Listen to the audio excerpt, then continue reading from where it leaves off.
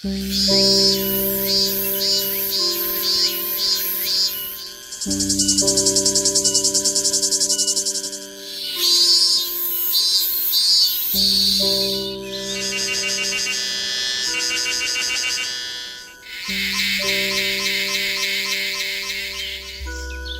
kawanan lonceng kecil yang mulai bergetar dalam pola ritmis yang penuh harmoni, Tonggeret atau Cicada bangkit dari gelap dan keheningan yang berlangsung selama bertahun-tahun. Mereka bangkit untuk menjadi semacam penanda musim, menyusun irama panggilan kehidupan, seruan cinta dan nyanyian perpisahan dalam waktu yang bersamaan. Mereka mengorkestrasi suara khas sehingga banyak orang yang menduga bahwa suara tersebut tidak berasal dari makhluk kecil bernama Tonggeret atau Cicada.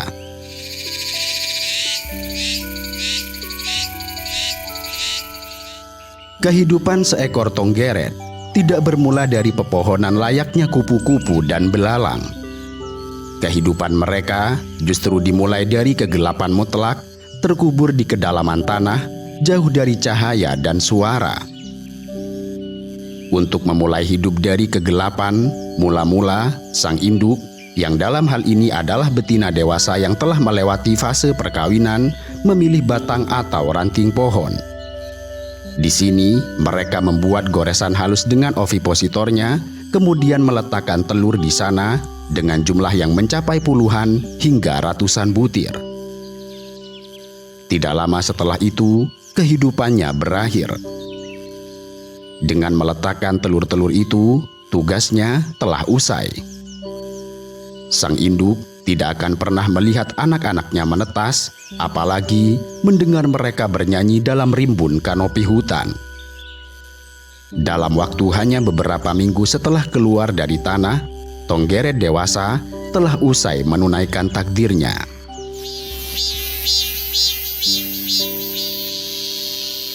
Di sisi lain, ketika telur-telur kecil itu telah menetas, maka muncullah nimfa, makhluk kecil seperti kutu tanah, bersisik dengan kaki depan besar yang siap untuk menggali. Mereka menjatuhkan diri ke tanah, dan dengan naluri purba yang tidak bisa diajarkan siapapun, mereka mulai menggali ke bawah, mencari akar-akar pohon, untuk kemudian di sanalah mereka tinggal. Mereka tinggal bukan selama beberapa bulan atau 1 tahun, tetapi bisa mencapai 13 atau bahkan 17 tahun, tergantung pada spesiesnya. Bayangkan, seekor makhluk kecil yang hanya seujung kuku hidup di bawah tanah tanpa pernah melihat cahaya matahari, tanpa tahu ada langit, dan tanpa mendengar suara dunia. Mereka hanya mengenal kesunyian akar, getah pohon, dan denyut waktu. Selama masa itu, Tonggeret tidaklah tidur. Mereka memakan cairan akar, bergerak perlahan mengikuti musim bawah tanah, dan tumbuh sedikit demi sedikit. Kehidupan mereka berlangsung dalam ritme yang jauh dari kecepatan dunia permukaan. Bayi Tonggeret membutuhkan waktu 13 hingga 17 tahun hidup di dalam tanah. Ini adalah 2 angka yang terlihat seperti teka-teki matematis, di mana dunia ilmiah pun belum sepenuhnya memahami mengapa Tonggeret memilih angka ganjil dan sangat spesifik ini sebagai penanda kemunculannya. Dalam hal ini, para ilmuwan memiliki banyak teori. Teori pertama adalah predator avoidance, yang berarti agar Tonggeret tidak muncul bersama dengan siklus pemangsanya, atau mungkin untuk menghindari siklus populasi hama lain. Tetapi ada pula yang percaya bahwa angka 13 dan 17 yang merupakan bilangan prima adalah strategi evolusioner untuk menghindari sinkronisasi dengan siklus biologis musuh alaminya. Tapi yang jelas, ini bukanlah kebetulan. Spesies Tonggeret periodik dari genus Magicicada di Amerika Serikat memang dirancang oleh waktu. Mereka akan keluar secara massal hanya dalam tahun-tahun tertentu. Tidak 1, 2, atau 10, tapi jutaan individu yang muncul dalam semalam membanjiri hutan, taman, hingga halaman rumah. Sementara itu, tidak ada predator yang cukup cepat bereproduksi untuk menghabisi mereka semua. Dengan demikian, para Tonggeret bisa menang bukan karena mereka lari atau sembunyi, tetapi karena jumlah mereka terlalu besar. Ini disebut sebagai predator satiation, yang berarti ketika jumlah makhluk yang muncul terlalu besar, predator akan kenyang sebelum bisa menghabisi semuanya. Dan ini adalah strategi yang hanya bisa bekerja bila semua Tonggeret patuh pada satu hal bernama waktu.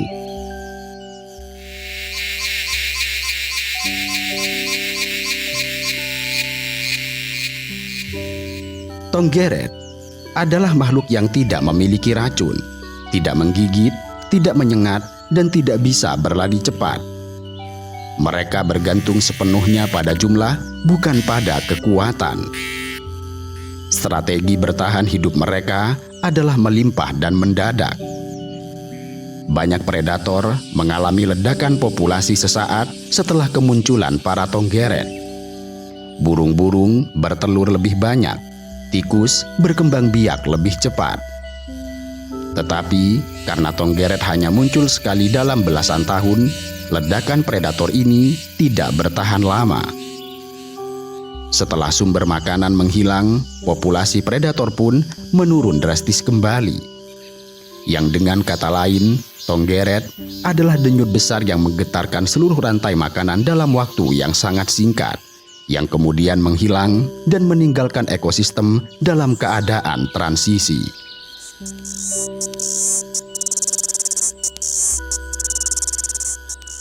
Ketika nimfa Tonggeret telah mencapai satu titik, tepatnya pada tahun ke-13 atau tahun ke-17, Tonggeret-Tonggeret kecil itu merasa sesuatu telah berubah. Mereka menjadikan suhu tanah sebagai sinyal, dan biasanya saat suhu permukaan tanah mencapai sekitar 17 hingga 18 derajat Celcius. Secara kolektif, seakan telah disepakati secara magis, mereka mulai menggali ke atas. Mereka menerobos lapisan demi lapisan bumi, dan akhirnya mereka menyumbul dari tanah satu demi satu dalam ritual tahunan yang hanya terjadi satu kali dalam hidup mereka. Beberapa orang menggambarkan ini sebagai kebangkitan dari kubur, bukan karena mereka mati, tetapi karena cara mereka muncul dari tanah sangat serupa proses arwah yang naik ke permukaan. Kemudian seluruh permukaan hutan menjadi hidup. Ribuan lubang kecil muncul di bawah pohon-pohon, dan dari sana keluar makhluk-makhluk berwarna kecoklatan kusam dengan mata menonjol dan tubuh keras. Dalam fase ini, mereka belum berubah menjadi serangga cantik, karena mereka masih dalam bentuk nimfa akhir. Lalu mereka merayap ke batang pohon, menempel, dan memulai transformasi terakhir mereka yang disebut metamorfosis. Dengan perlahan, cangkang keras punggung mereka akan terbelah, hingga kemudian keluarlah sosok baru yang bersayap, bening, dengan tubuh lembut yang akan segera mengeras dalam cahaya. Sayap-sayap mereka terbuka dengan pelan dan tubuh berganti warna. Lalu dalam beberapa jam, lahirlah Tonggeret dewasa. Ketika fajar pertama menyinari hutan yang kemarin tampak sunyi, kini udara penuh dengan bunyi seperti denting listrik yang melengking.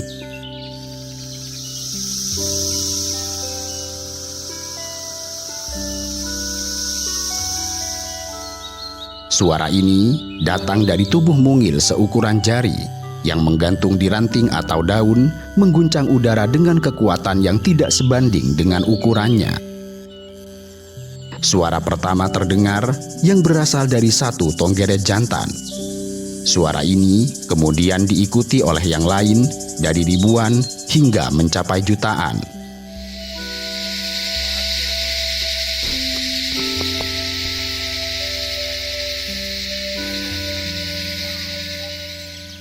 Tonggeret tidak bernyanyi dengan pita suara seperti manusia atau dengan gesekan seperti jangkrik.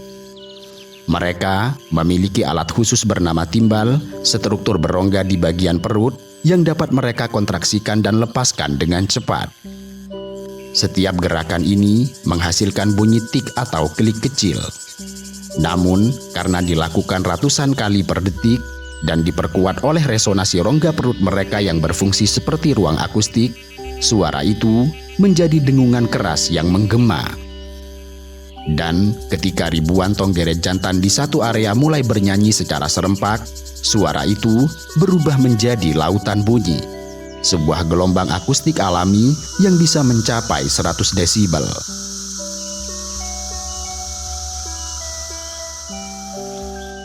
Selama beberapa minggu setelah kelahiran tonggeret, pohon-pohon menjadi pusat simfoni. Setiap cabang menampung ratusan tonggeret. Daun-daun bergoyang bukan oleh angin, tetapi oleh resonasi suara. Bahkan bumi pun seperti ikut bergetar oleh gema mereka. Suara itu menjadi identitas musim. Di Jepang, suara tonggeret dikenal sebagai penanda musim panas. Di dalam film dan anime, denting cicada atau tonggeret digunakan untuk menghadirkan suasana nostalgia, perpisahan, dan waktu yang telah berlalu. Namun, tidak seperti kebisingan manusia. Suara tonggeret bukan sekedar hiruk-pikuk. Kebisingan mereka adalah sistem komunikasi kompleks, panggilan kawin, dan penanda dominasi. Setiap spesies memiliki lagu unik atau ritme dan frekuensi yang khas. Bahkan, dalam satu pohon, beberapa spesies bisa saling bersautan dengan lagu masing-masing tanpa saling membaur, seperti orkestra multipartitur.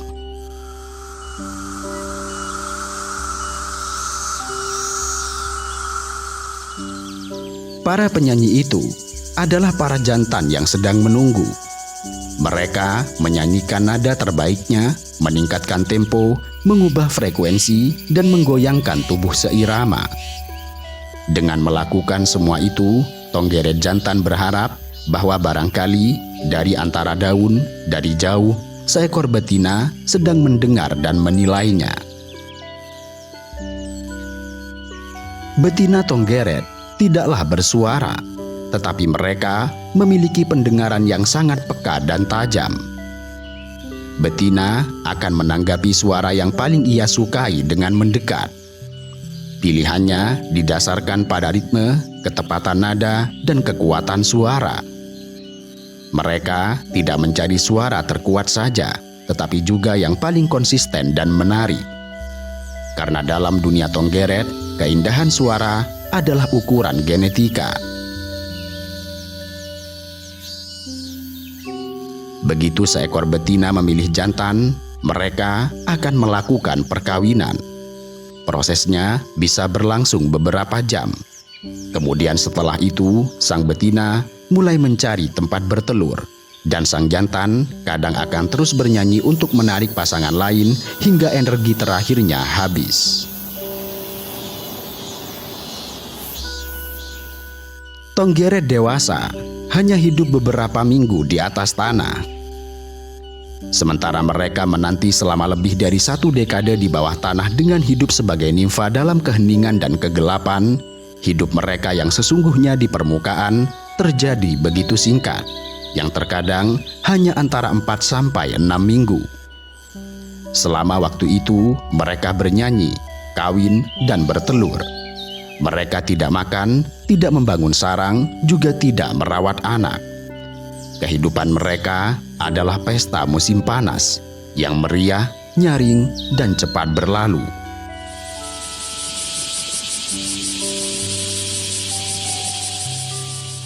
Kemudian, satu demi satu, mereka mulai gugur. Burung-burung, tikus, rakun, dan bahkan manusia di beberapa budaya mulai memangsa mereka. Namun demikian, kematian ini adalah bagian dari rancangan alam. Karena secara alamiah, bangkai tonggeret atau cicada akan memperkaya tanah, memberi pupuk alami bagi pohon-pohon yang akan menampung anak-anak mereka kelak. Lalu, apa yang bisa kita pelajari dari tonggeret? Mungkin bahwa hidup tidak harus panjang untuk memiliki makna. Seekor tonggeret menghabiskan lebih dari 1 dekade di bawah tanah hanya untuk muncul selama beberapa minggu, bernyanyi, jatuh cinta, bertelur, dan kemudian mati. Tetapi dalam waktu yang singkat itu, mereka telah berhasil menciptakan simfoni alam terbesar yang pernah ada. Tidak ada tonggeret yang menyanyi untuk diri sendiri. Suara mereka adalah bagian dari kolektif, dari simfoni yang tidak mungkin dimainkan sendirian. Seperti manusia, mereka butuh yang lain untuk membentuk keindahan. Dan seperti manusia pula, mereka tahu bahwa waktunya cukup terbatas. Dan mungkin itulah mengapa mereka bernyanyi sekeras-kerasnya, karena mereka tahu ini adalah satu-satunya musim panas yang akan mereka punya.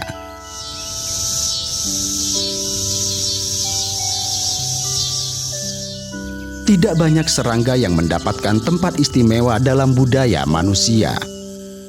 Jika kupu-kupu dipuja karena keindahan dan lebah dikagumi karena madu, maka tonggeret adalah filosof di alam sunyi. Di Yunani kuno, tonggeret dipandang sebagai makhluk yang hidup murni dari musik dan cinta. Penyair dan filsuf menyebut tonggeret sebagai lambang seni murni karena mereka tidak makan saat dewasa dan hanya bernyanyi, dan mereka dianggap hidup dari inspirasi semata. Sementara di Jepang, tonggeret bahkan menjadi subjek haiku, bentuk puisi pendek yang sering mengangkat tema musiman. Bunyi tonggeret menjadi metafora untuk hidup yang singkat tapi dalam. Sementara di Cina, tonggeret digunakan dalam penguburan para bangsawan. Cangkang perak berbentuk tonggeret diletakkan di mulut jenazah sebagai simbol kebangkitan jiwa dari tubuh, seperti tonggeret yang bangkit dari bawah tanah.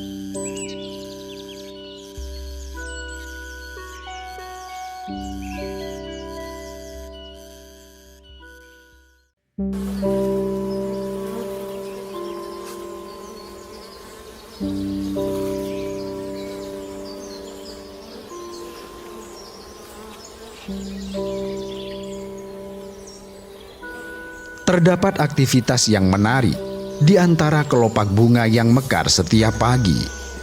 Tanpa suara namun sibuk, dan tanpa dipuja namun bergerak penuh makna. Mereka adalah lebah yang bagi sebagian orang hanya dianggap sebagai serangga penghasil madu. Padahal sesungguhnya peran mereka jauh lebih besar dari itu. Sejak jutaan tahun yang lalu, mereka telah hadir sebagai pengikat kehidupan. Lebah bekerja hampir tanpa istirahat. Dalam 1 kali terbang, seekor lebah bisa mengunjungi ratusan bunga.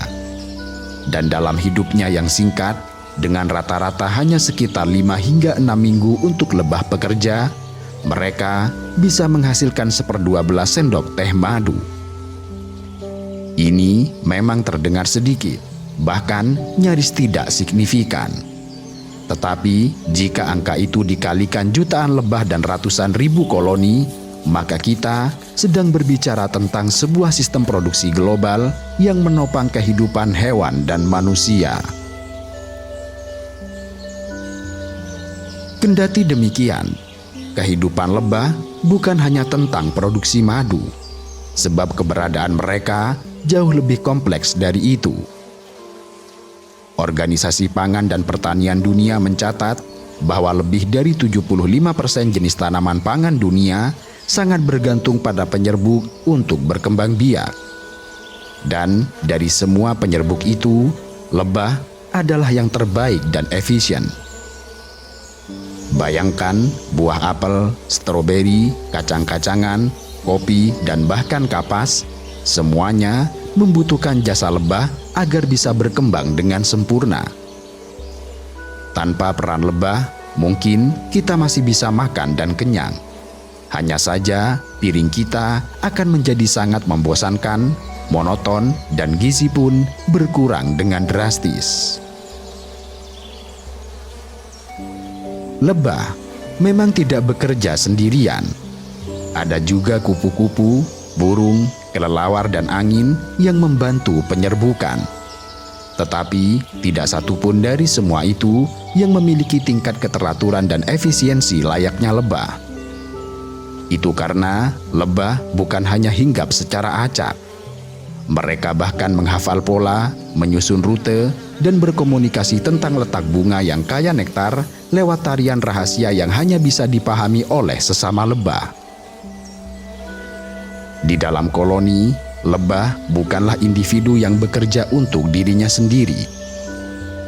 Mereka hidup sebagai satu tubuh kolektif dengan satu pikiran dan satu misi.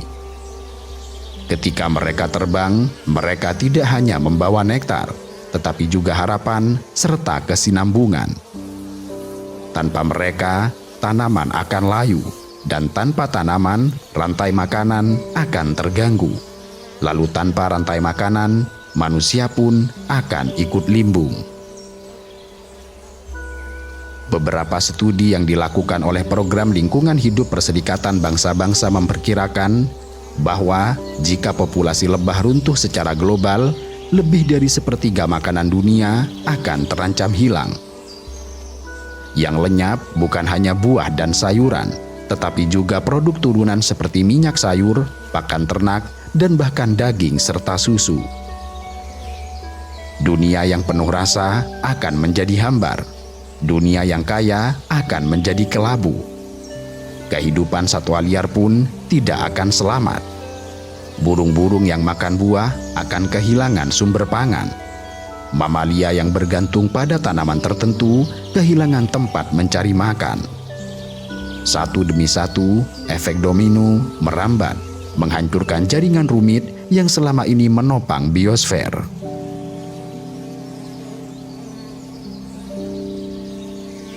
Di mata manusia, lebah hanyalah serangga kecil yang berdengung dan menyengat. Tetapi bagi bunga, mereka adalah kekasih yang setia, pembawa janji kelangsungan hidup. Dalam tarian yang tidak pernah disaksikan secara penuh oleh manusia, lebah menari dari kelopak ke kelopak, menyebarkan kehidupan di setiap sentuhannya. Tarian itu bukanlah gerakan sembarangan.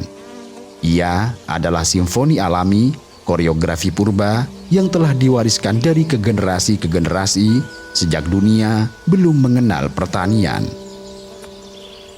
Penyerbukan adalah kunci utama dari reproduksi seksual pada tumbuhan berbunga.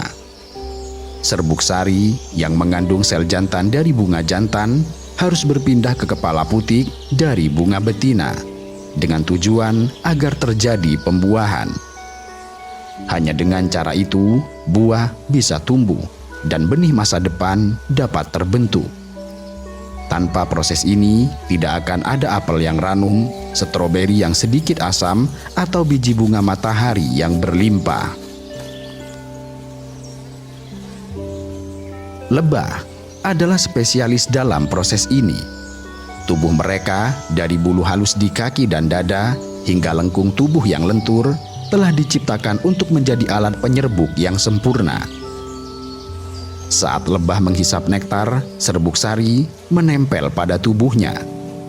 Ketika ia berpindah ke bunga berikutnya, serbuk itu pun berpindah pula, menciptakan pembuahan secara tidak langsung. Dan ini bukanlah kebetulan. Ini merupakan simbiosis mutualisme yang luar biasa, di mana bunga memberi makan dengan nektar dan lebah memberi masa depan dengan penyerbukan. Satu lebah madu bisa mengunjungi sekitar 50 hingga 100 bunga dalam satu perjalanan. Dalam sehari, satu koloni bisa melakukan ratusan ribu kunjungan. Aktivitas ini menciptakan jejaring yang luar biasa luas serta rumit. Sebuah sistem distribusi kehidupan yang bekerja tanpa jadwal, tanpa paksaan, dan tanpa henti.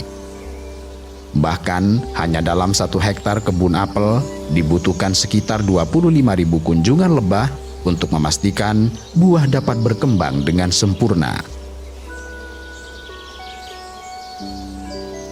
Seperti telah dijelaskan, bahwa sekitar 75% tanaman pangan dunia memerlukan jasa penyerbuk. Dan menariknya, dari angka ini, lebih dari 80% penyerbukan dilakukan oleh lebah. Angka ini mencakup makanan pokok manusia, makanan ternak, serta tanaman liar yang menopang keanekaragaman hayati.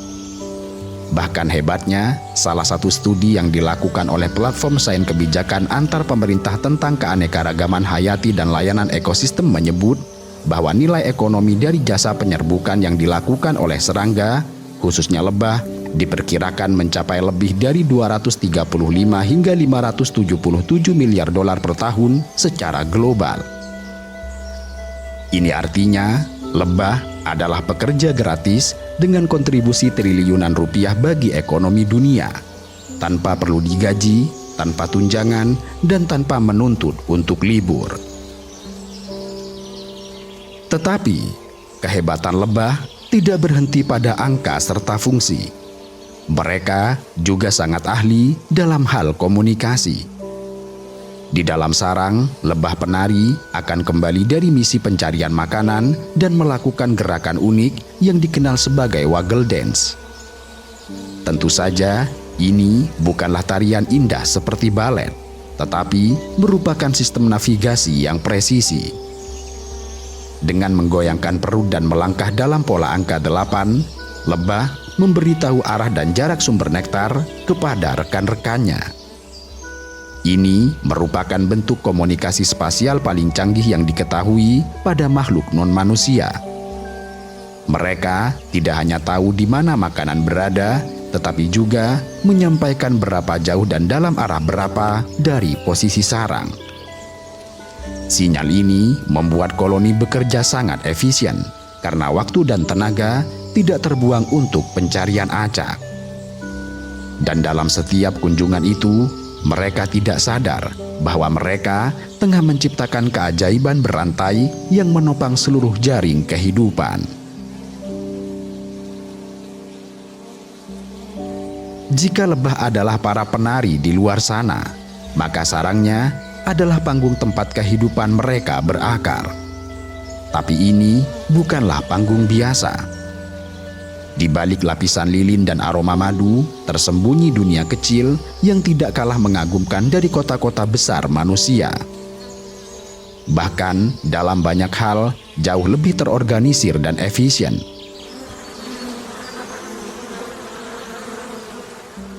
Sarang lebah adalah keajaiban arsitektur alami. Setiap selnya berbentuk heksagon atau 6 sisi yang simetris dan saling menopang satu sama lain dalam tatanan yang padat namun ringan. Bentuk ini bukan hanya indah, ia adalah bentuk paling efisien secara matematis untuk menyimpan cairan dengan penggunaan bahan minimum. Para ilmuwan dan ahli matematika membuktikan bahwa heksagon memungkinkan lebah menyimpan madu sebanyak mungkin dengan penggunaan lilin seminimal mungkin. Sarang lebah dibuat dari lilin yang diproduksi oleh lebah pekerja muda dari kelenjar khusus di perutnya. Untuk menghasilkan 1 gram lilin, lebah perlu mengonsumsi sekitar 8 gram madu. Itulah mengapa proses pembangunan sarang begitu intensif dan mengapa setiap tetes madu memiliki nilai yang luar biasa, bahkan sejak awal pembuatannya. Pembangunan sarang dimulai dari pusat dan meluas keluar. Dalam membuat sarang, lebah bekerja bersama, tanpa cetak biru, tanpa perintah dari atasan, namun hasilnya presisi luar biasa. Setiap selnya dirancang untuk menyimpan telur, larva, serbuk sari atau madu tanpa ada ruang yang terbuang. Sarang juga memiliki suhu yang dikontrol secara kolektif. Lebah pekerja dapat menggigilkan tubuhnya untuk memanaskan sarang saat dingin dan mengepakkan sayap untuk mendinginkannya saat panas. Suhu ideal dalam sarang dipertahankan pada kisaran 34 hingga 35 derajat Celcius, terutama di ruang pembesaran larva. Ini merupakan sistem ventilasi dan penghangat alami yang jauh mendahului teknologi pendingin ruangan manusia. Lebah tidak membangun sarang hanya untuk tempat tinggal, tetapi untuk kehidupan yang terus berputar. Tempat lahir, tempat makan, tempat bekerja, dan tempat untuk berlindung.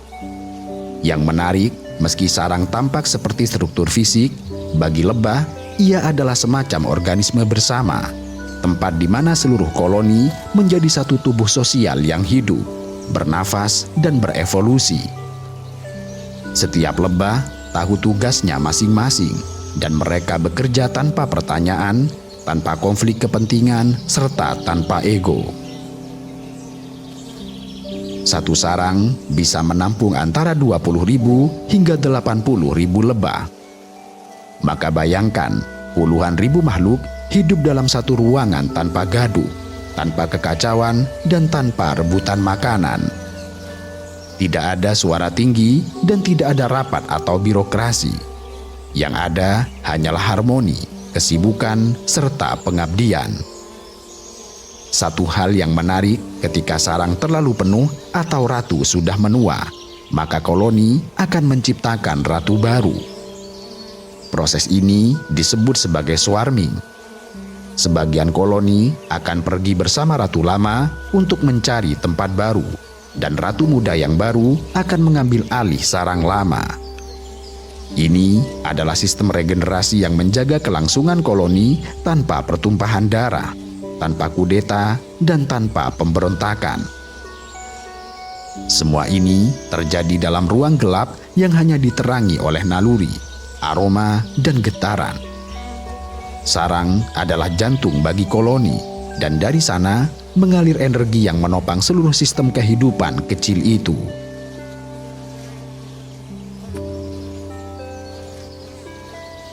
Tidak seperti bayangan kita tentang hewan liar yang hidup dalam kekacauan dan naluri semata.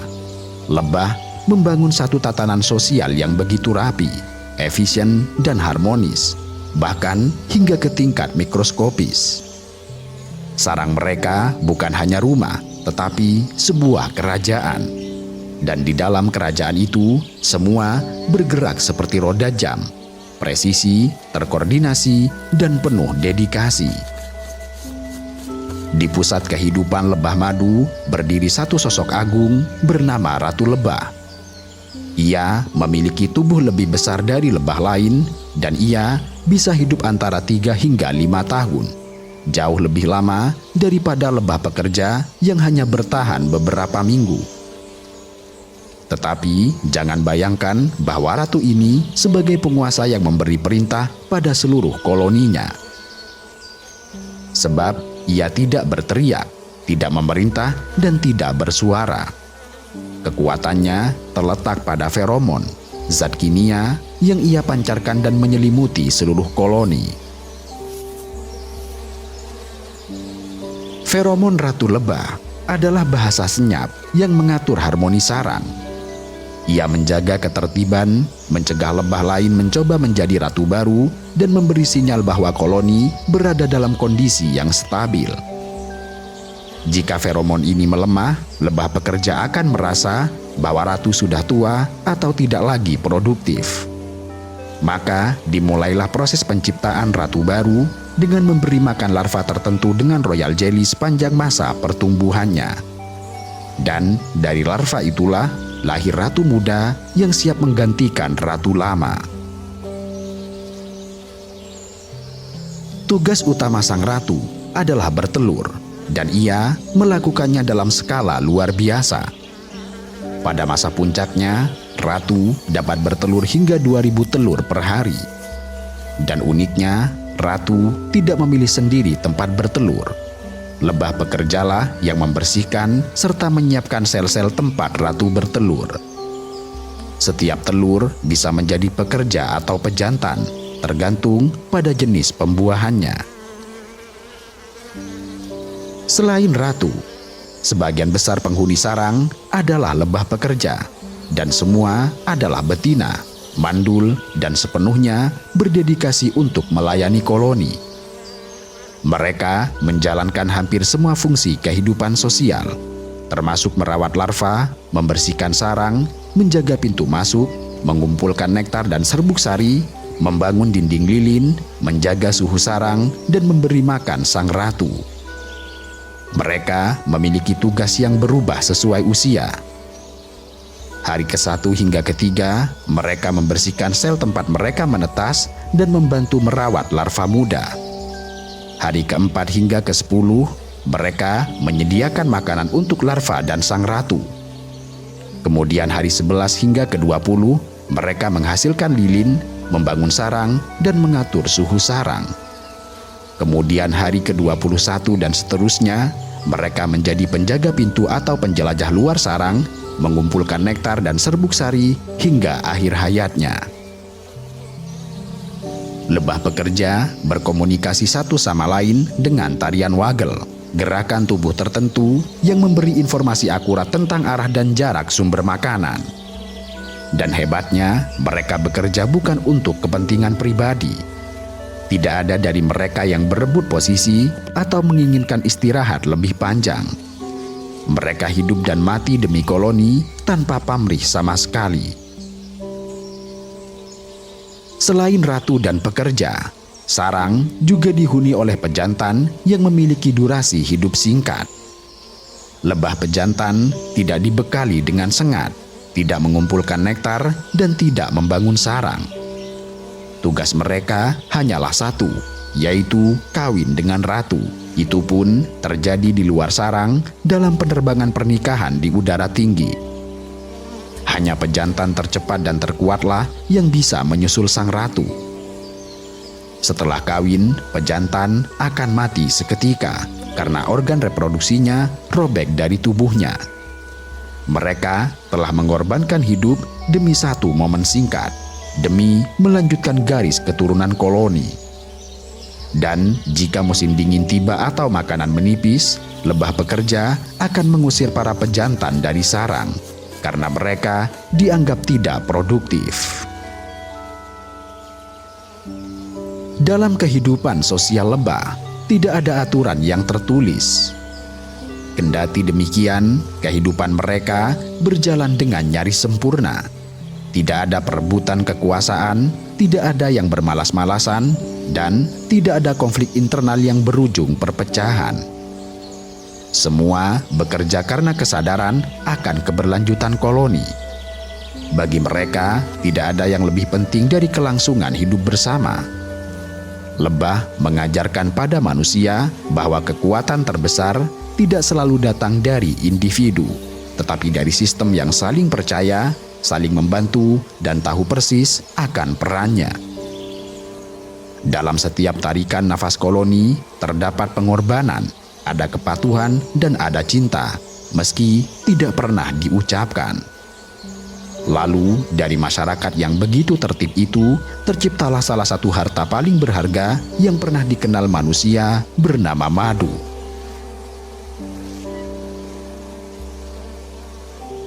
Madu bukanlah hasil dari proses ajaib yang terjadi begitu saja.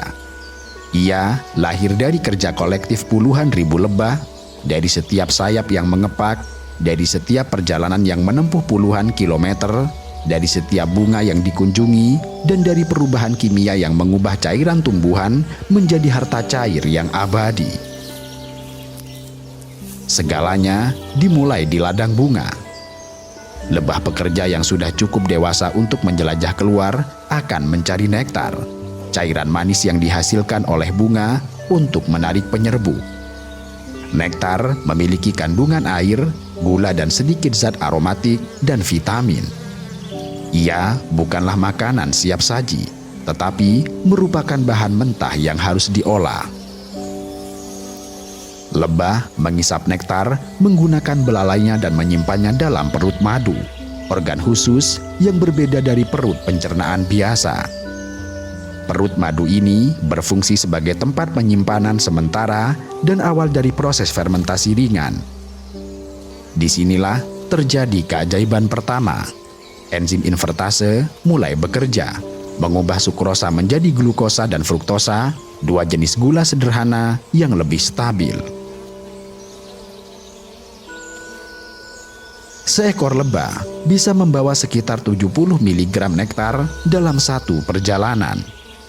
Jika sarangnya jauh, ia bisa menempuh hingga 10 km sekali terbang dan melakukan perjalanan itu berkali-kali dalam sehari.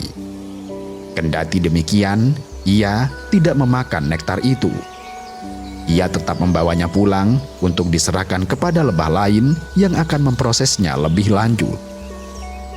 Setibanya di sarang, lebah penjelajah akan mentransfer nektar kepada lebah pengolah dengan cara memuntahkannya dari perut madu ke mulut rekannya. Proses ini dikenal sebagai tropalaksis. Nektar yang sudah bercampur enzim dioper dari mulut satu lebah ke lebah lain dalam waktu singkat, hingga akhirnya mulai mengalami pemecahan kimia yang sempurna. Proses ini bukan hanya unik, tetapi juga steril. Enzim dari air liur lebah memiliki sifat antibakteri, dan inilah salah satu alasan mengapa madu bisa sangat tahan lama. Di tahap ini, nektar mentah masih mengandung sekitar 70 hingga 80% air. Maka, agar bisa menjadi madu yang kental dan tahan lama, air ini harus dikurangi hingga tinggal sekitar 18% saja. Dan untuk itu, lebah mengendapkan nektar dalam sel-sel heksagonal, lalu memulai proses pengeringan. Lebah mengepakkan sayap mereka secara serempak untuk menciptakan sirkulasi udara yang konstan dan lembut. Maka bayangkan, ribuan lebah menggerakkan sayap dalam sinkronisasi penuh hanya untuk mengeringkan satu zat cair. Dan ini menjadi kipas angin alami terbesar yang diciptakan tanpa listrik dan tanpa suara mesin. Hanya irama serta tujuan bersama. Saat kadar air sudah cukup rendah dan konsistensi madu mulai mengental, lebah menutup sel tersebut dengan tutup lilin, menjadikannya seperti gudang makanan yang tahan lama.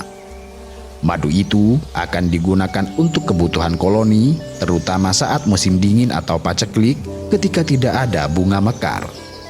Mereka telah berhasil menciptakan makanan yang kaya akan mineral, asam amino, antioksidan alami dan enzim aktif yang memiliki efek antibakteri. Dan hebatnya, hasil karya mereka yang bernama madu tidak rusak seiring waktu.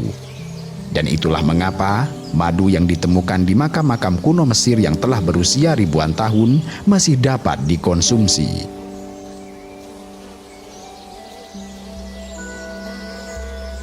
Pada akhirnya, kita memahami bahwa dunia lebah adalah dunia keindahan, keteraturan, serta ketekunan. Namun hari-hari ini, dunia itu digempur dari segala arah. Ancaman tidak hanya datang dari predator alamiah, tetapi lebih sering justru dari tangan manusia dan modernisasi yang tanpa sadar menciptakan medan perang bagi makhluk kecil ini. Salah satu ancaman terbesar itu datang dari ladang pertanian modern yang bernama pestisida.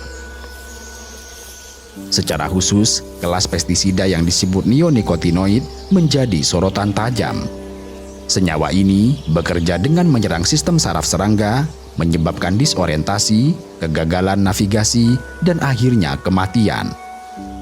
Lebah yang terpapar tidak langsung mati, namun pulang ke sarang membawa jejak racun untuk kemudian menyebarkan racun tersebut tanpa disadari. Sebuah studi oleh European Food Safety Authority menemukan bahwa neonicotinoid bertanggung jawab atas penurunan koloni lebah secara signifikan di Eropa. Akibatnya, Uni Eropa melarang penggunaan racun jenis ini pada tahun 2018. Namun di banyak negara lain, penggunaannya masih legal dan meluas. Yang membuat racun ini begitu berbahaya adalah cara kerjanya yang diam-diam.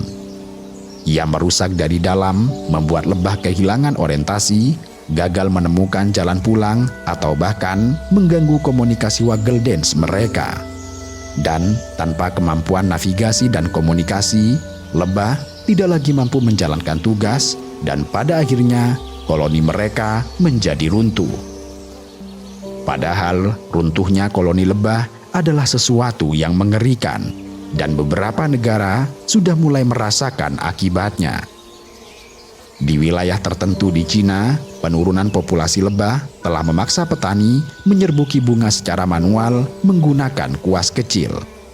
Mereka naik ke tangga bunga demi bunga seperti lebah yang dipaksa menjadi manusia. Dan tentu saja ini menjadi pekerjaan yang sangat lambat, mahal, dan tidak bisa menggantikan efisiensi penyerbukan alami.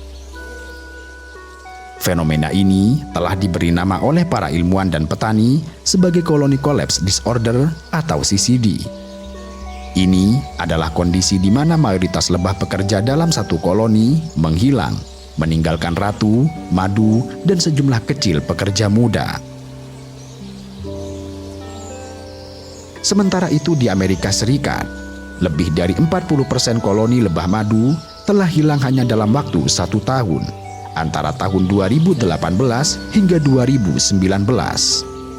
Tren ini terus berlanjut dan dampaknya mulai merambat ke industri pertanian, harga pangan, dan bahkan kebijakan pemerintah. Pada gilirannya, hal ini membuat masyarakat ilmiah kini sepakat bahwa hilangnya lebah bukan sekedar kehilangan satu spesies. Ini merupakan pertanda kerusakan sistemik, sebab lebah adalah indikator ekosistem yang sehat. Jika mereka menghilang, itu artinya alarm terbesar dari alam sudah berbunyi, dan kita tidak bisa terus menutup mata.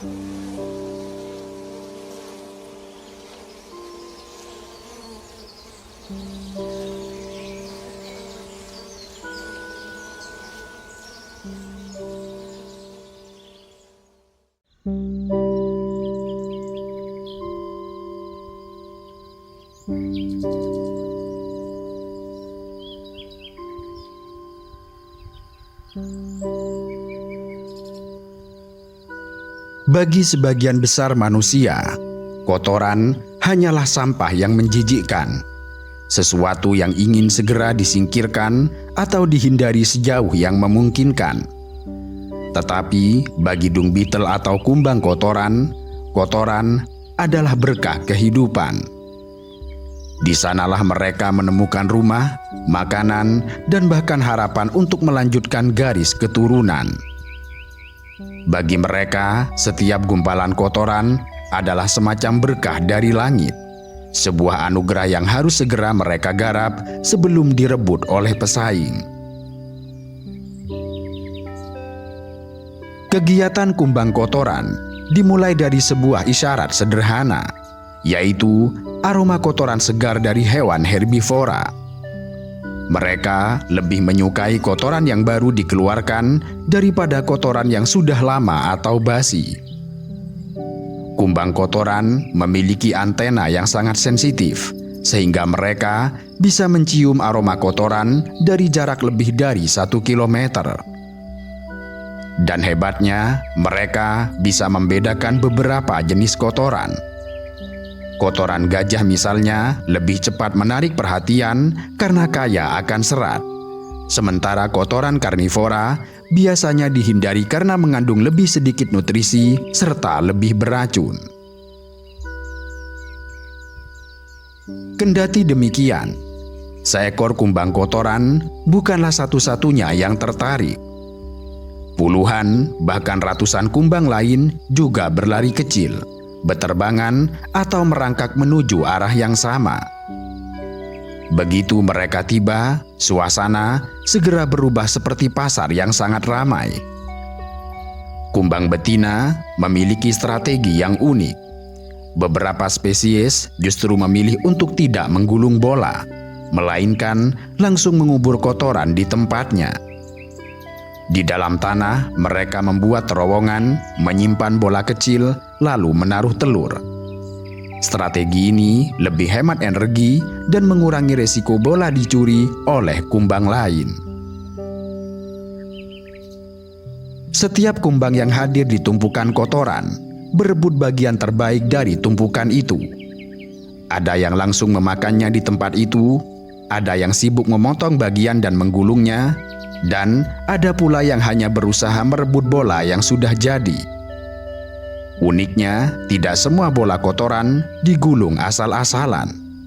Terdapat semacam seni dalam pekerjaan mereka yang tampak sederhana. Beberapa spesies membuat bola yang sangat rapi, bulat sempurna, bahkan permukaannya terlihat halus seolah dipoles.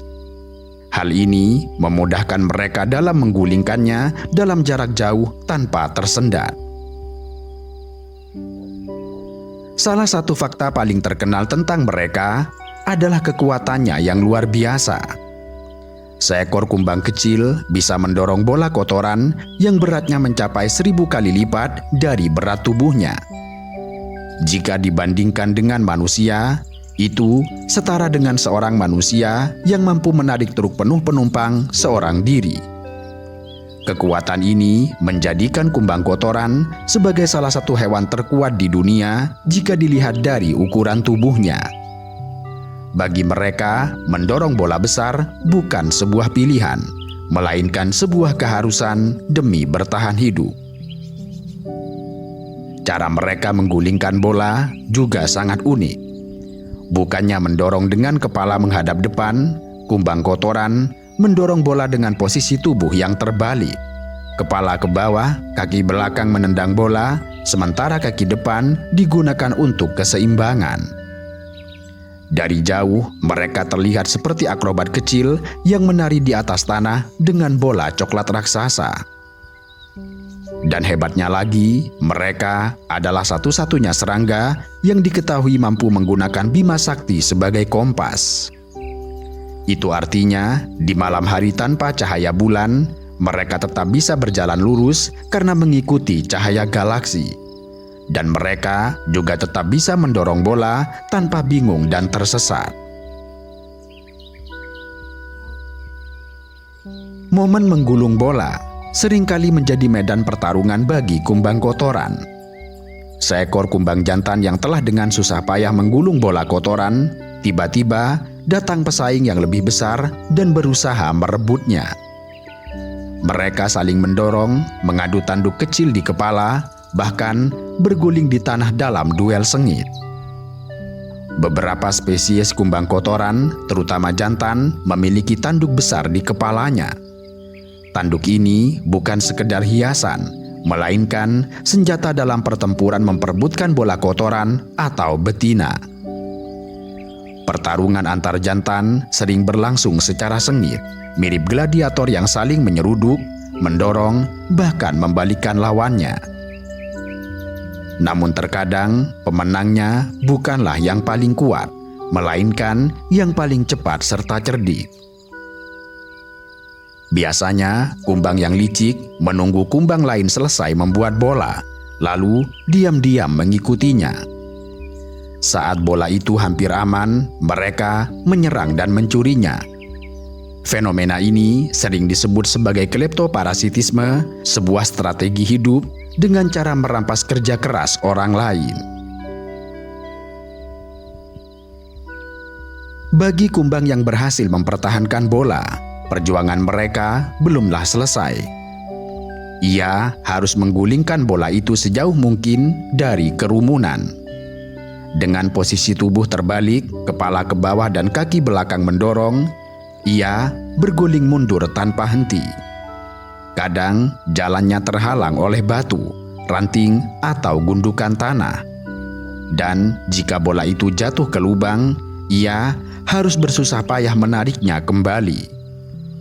Namun disitulah letak kehebatan kumbang kotoran. Mereka jarang untuk menyerah. Kendati bola itu bisa jatuh berkali-kali, ia akan terus mendorong sampai berhasil untuk mencapai tempat aman. Setelah bola itu tiba di tempat aman, kumbang kotoran akan menguburnya di bawah tanah. Disitulah bola kotoran berubah fungsi, yaitu menjadi rumah bagi telur-telur kumbang betina.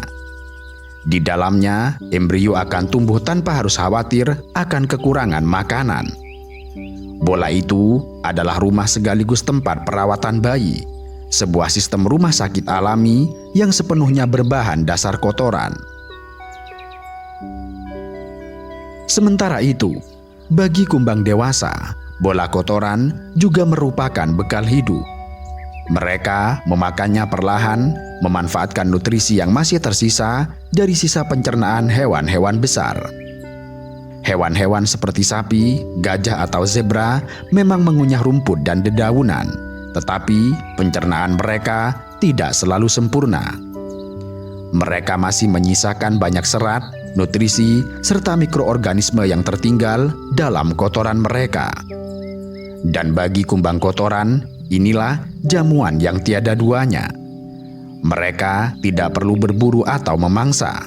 Mereka hanya cukup mengikuti aroma kotoran dan pesta makanan sudah tersedia.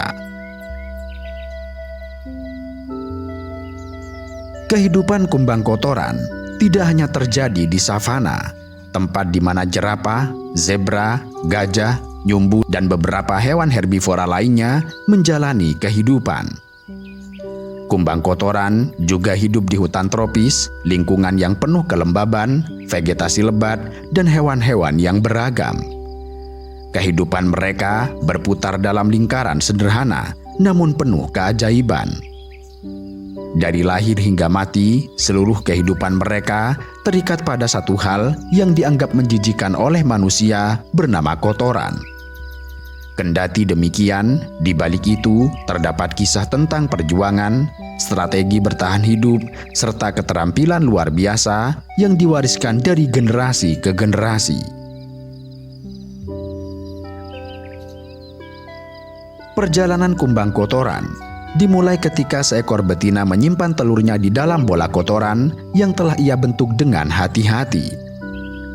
Bola itu bukan sekedar tumpukan acak. Ia telah dipadatkan, dilicinkan, dan dipindahkan ke tempat aman yang jauh dari kerumunan. Di dalamnya, sang betina menyelipkan satu butir telur mungil. Telur itu seolah menjadi benih harapan yang diselimuti oleh makanan yang melimpah, karena ketika larva menetas, ia tidak perlu mencari makan. Seluruh bola itu adalah hidangan sekaligus tempat tinggalnya. Larva yang menetas akan segera memakan kotoran di sekitarnya. Bentuknya putih pucat, lunak, dan seringkali membentuk seperti huruf C.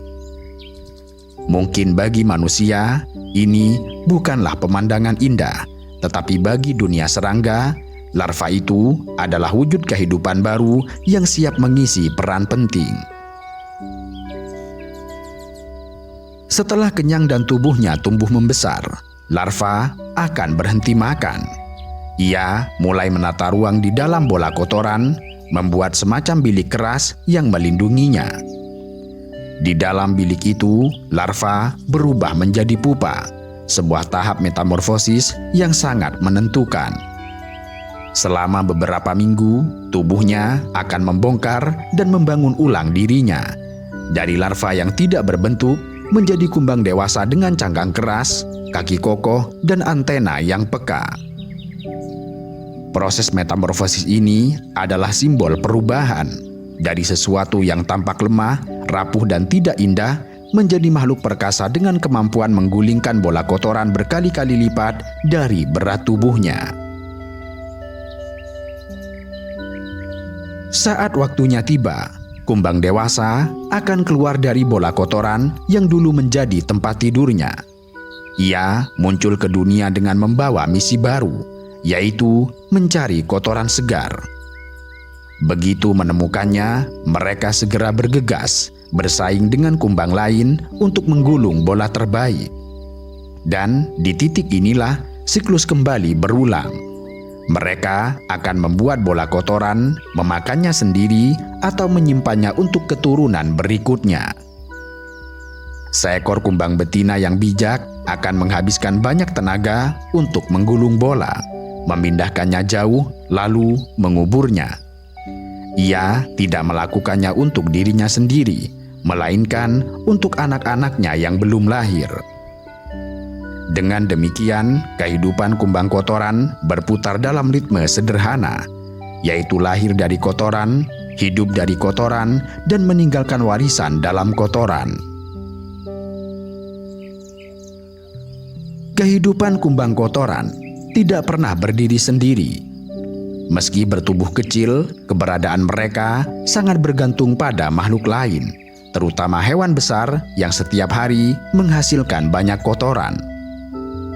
Dalam ekosistem, mereka terjalin dalam hubungan unik. Ada yang saling menguntungkan, ada yang sekedar memanfaatkan, dan ada pula yang penuh persaingan. Kumbang kotoran memiliki hubungan erat dengan hewan-hewan pemakan tumbuhan seperti gajah, kerbau, zebra, sapi, hingga rusa.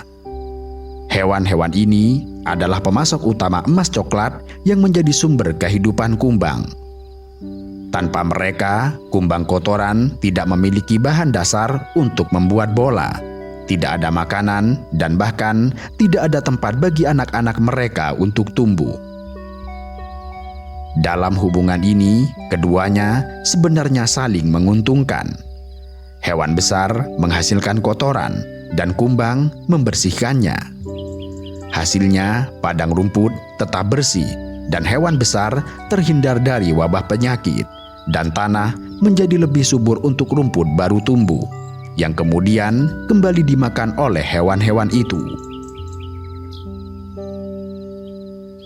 Namun demikian, hubungan kumbang kotoran tidak hanya dengan mamalia, tetapi juga dengan burung. Beberapa jenis burung diketahui suka mengikuti kawanan hewan besar, bukan hanya untuk memakan serangga yang berterbangan, tetapi juga untuk memangsa kumbang kotoran itu sendiri. Namun, ada pula burung yang mengambil manfaat secara tidak langsung.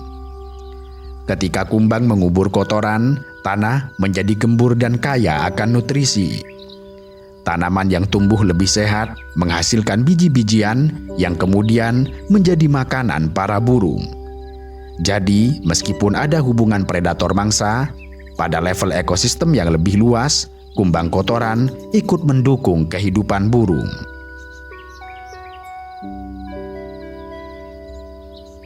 Lebih dari itu, kumbang kotoran adalah bagian penting dari jalinan kehidupan. Mereka bergantung pada hewan besar untuk sumber makanan, membantu tumbuhan dengan menyuburkan tanah, mendukung burung secara tidak langsung, menghadapi ancaman dari predator kecil, dan bahkan memberi manfaat besar bagi manusia. Dari hubungan ini, terlihat jelas bahwa kumbang kotoran bukanlah makhluk terpisah, melainkan simpul penting dalam jaringan ekosistem. Tanpa mereka, hubungan itu bisa runtuh dan keseimbangan alam akan terganggu.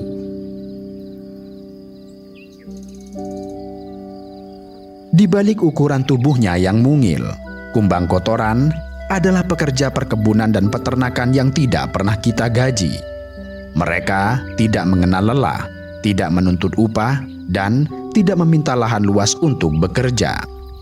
Namun, tanpa mereka, banyak sektor pertanian dan peternakan akan menghadapi masalah serius yang berujung pada kerugian besar. Misalnya, sebuah padang pengembalaan dengan 100 ekor sapi. Setiap hari, seekor sapi bisa menghasilkan belasan hingga puluhan kilogram kotoran. Dalam hitungan minggu, lahan bisa dipenuhi dengan tumpukan kotoran yang menutupi rumput. Jika dibiarkan, rumput segar yang menjadi makanan ternak akan sulit untuk tumbuh kembali, sehingga padang pengembalaan menjadi bau dan lalat akan berkembang biak dengan cepat. Maka disinilah kumbang kotoran bekerja. Mereka datang berbondong-bondong, memecah kotoran itu, menggulung sebagian, lalu menguburnya ke dalam tanah. Kemudian, hanya dalam beberapa jam, tumpukan kotoran yang besar bisa hilang dari permukaan, menyisakan tanah yang bersih dan siap ditumbuhi rumput baru. Banyak penelitian menunjukkan bahwa kumbang kotoran berperan besar dalam menghemat biaya pengelolaan peternakan. Di Australia, ketika peternakan sapi berkembang pesat pada abad ke-19, muncullah masalah besar, di mana kotoran sapi menumpuk karena tidak ada kumbang asli yang terbiasa dengan kotoran sapi. Dalam kondisi itu, lalat berkembang biak, penyakit menular, dan padang rumput tertutup kotoran. Kemudian solusinya datang ketika ilmuwan memperkenalkan spesies kumbang kotoran dari Afrika. Mereka dengan cepat membersihkan kotoran sapi, menekan populasi lalat, dan menyuburkan tanah. Di mana kemudian efisiensi ini diperkirakan menghemat jutaan dolar setiap tahun bagi industri peternakan. Selain membersihkan, kumbang kotoran juga mengurangi populasi lalat dan parasit. Tanpa kumbang, kotoran akan menjadi tempat berkembang biaknya lalat yang bisa menularkan penyakit pada ternak. Dengan mengubur kotoran ke dalam tanah, kumbang memutus siklus hidup lalat, sehingga jumlahnya menurun secara drastis. Hewan ternak menjadi lebih sehat, biaya pengobatan menurun, dan produktivitas bisa meningkat. Dengan kata lain, kumbang kotoran adalah dokter sekaligus petugas sanitasi gratis bagi petani. Peran lain yang sering terabaikan adalah bagaimana kumbang kotoran membantu kesuburan tanah. Saat mereka mengubur kotoran, nutrisi penting seperti nitrogen dan fosfor ikut masuk ke lapisan tanah. Tanaman yang tumbuh di atasnya mendapatkan tambahan pupuk alami. Bahkan, beberapa penelitian menunjukkan bahwa keberadaan kumbang kotoran bisa meningkatkan hasil panen di lahan pertanian yang dekat dengan padang pengembalaan. Kemudian, dengan tanah yang lebih subur, biji tumbuh lebih cepat, dan ekosistem menjadi lebih sehat. Sayangnya, meski memiliki jasa yang cukup besar, kumbang kotoran jarang mendapat perhatian. Nama mereka hampir tidak pernah disebut dalam laporan pertanian. Padahal tanpa mereka, biaya pengendalian hama, penyuburan tanah dan perawatan hewan bisa melonjak drastis. Makhluk yang penuh jasa ini justru sering dipandang dengan jijik. Manusia mengerutkan hidung saat mendengar namanya, apalagi melihatnya mendorong bola kotoran yang ukurannya bisa berkali-kali lipat dari tubuhnya. Padahal tanpa mereka, dunia bisa menjadi tempat yang lebih kotor, lebih busuk, dan jauh lebih berantakan. Dan padahal makhluk yang terlihat menjijikkan itu justru membawa manfaat yang luar biasa. Paradoks tentang kumbang kotoran bisa menjadi cermin bagi kita, bahwa betapa sering kita meremehkan hal-hal sederhana, padahal disitulah letak kehidupan berjalan. Betapa mudah kita menganggap hina sesuatu yang tampak kotor, tanpa memahami bahwa justru di sanalah keseimbangan alam dijaga. Kumbang kotoran merupakan salah satu wujud paling nyata bahwa kemuliaan tidak selalu tampak indah. Kadang ia hadir dalam bentuk yang dianggap menjijikkan, tetapi jika lenyap, dunia akan terasa lebih buruk. Kita sering memuji lebah sebagai penyerbuk tanaman atau cacing tanah sebagai penggembur tanah. Namun kumbang kotoran dengan pekerjaannya yang kotor adalah pahlawan yang sama pentingnya.